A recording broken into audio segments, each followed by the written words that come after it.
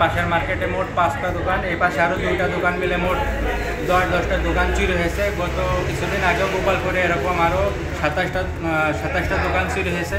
তো আমরা প্রত্যেকটা দোকানদার এখন নিরাপত্তাহীনতায় ভুগছি।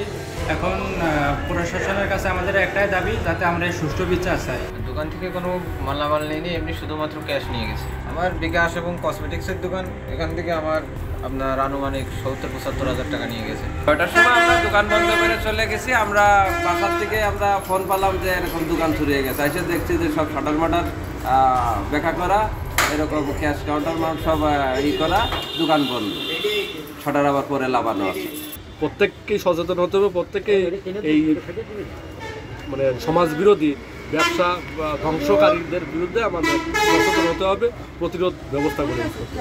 আচ্ছা, ব্যবসা প্রতিষ্ঠান বাঁচানো সম্ভব না। আমার মনে হচ্ছে হাটগোপালপুরে যেভাবে চুরিটা হয়েছে, এখানকার চুরির ধরনটা ঠিক একই রকম মনে হচ্ছে। ওখানে যেরকমভাবে চুরি হয়েছে আর চোর এলাকায় ওখানে সিসি ক্যামেরায় যেরকম দেখা গিয়েছে, এখানেও সিসি ক্যামেরায় একই রকম চোরের ধরন দেখা গেছে। তাতে করে মনে হচ্ছে হাটগোপালপুর যে চোরে চুরি করেছিল এখানেও সেই একই চোর আমার ধারণায় আসে বা আমার মনে হচ্ছে। আমরা এটা ষড়যন্ত্রমূলক কোনো কিছু ভাবিনি। আমরা দোকানদারি করে তালা মেরে দিয়ে চলে যাই। এখন পিছনেতে যে তালা ভেঙে একটা মার্কেটের মধ্যে ঢুকিয়ে এই ধরনের কাজ কাম হবে, টাকা পয়সা তো কম বেশি থাকেই দোকানে। এগুলো তো সবাই সব রকম নিয়ে যাওয়া যায় না। তাদের সিচুয়েশনটা যেভাবে আপনি যদি ফুটেজ দেখতেন, তাহলে আপনি বুঝতেন যে তারা একটা রড, এরকম মোটাটা রড, হাতে এলোকে ইট, রড দিয়ে চাড় মারে, ইটটার ভিতরে দিয়ে আরেকটা চাড় মারে, মানে ভিতরে ঢুকে মেন হলো এদের উদ্দেশ্য হলো টাকা নিয়ে।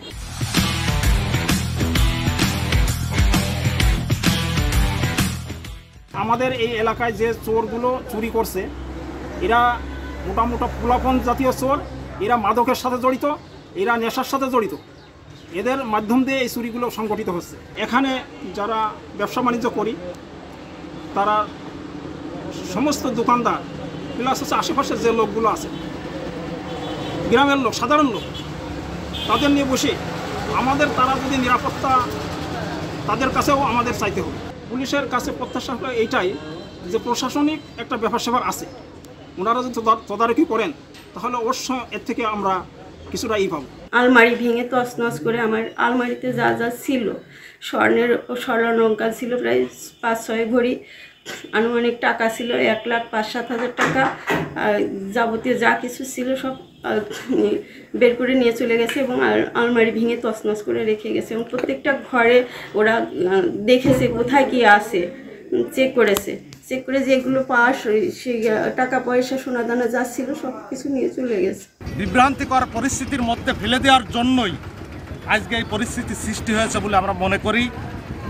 এবং ষড়যন্ত্র এখনও থেমে নেই, সেই ষড়যন্ত্র এখনও চলছে।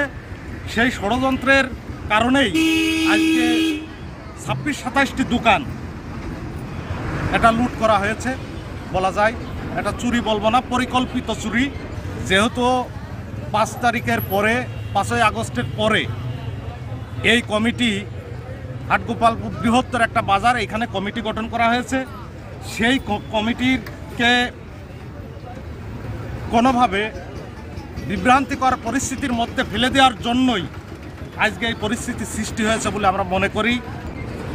বাজার কমিটির প্রতিনিধিরা আমরা পরিদর্শন করেছি, যাতে করে এর সুষ্ঠু তদন্ত করে যারা এর সাথে জড়িত তাদেরকে বিচারের আওতায় আনা যায়, সেই ব্যবস্থা ইনশাল্লাহ করব।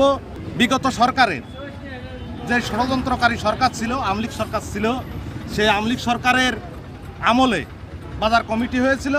সেই বাজার কমিটিতে আওয়ামী লীগ সরকারের লোকজনই তখন তারা ছিল। আমার মতে যে এটা সঠিক না।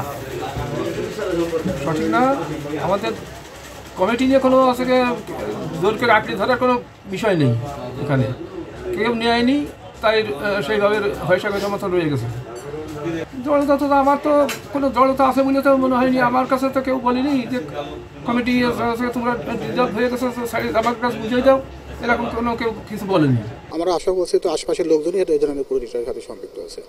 রিসেন্টলি আমরা সফলতা দেখতে পাবেন এবং অচিরেই আমরা দেখবেন, আপনার উন্নত হতে পারবো, সঙ্গে পরিচিত ঘটনার চুরি করে রহস্যটা উদ্ধার করতে পারবো। নিরাপত্তা তো ইতিমধ্যে জানছেন যে হাটগোপালপুর বাজারে আমরা এখন বর্তমানে ঘটনার পর থেকে 27 জন নাইট গাড়ির ব্যবস্থা করা হয়েছে এবং তারা পর্যায়ক্রমে আসে ডিউটি করবে এবং গোয়ালপাড়া বাজারেও অলরেডি দোকান মালিক সমিতির থেকে এরা অলরেডি ডিউটি শুরু করে দিয়েছে।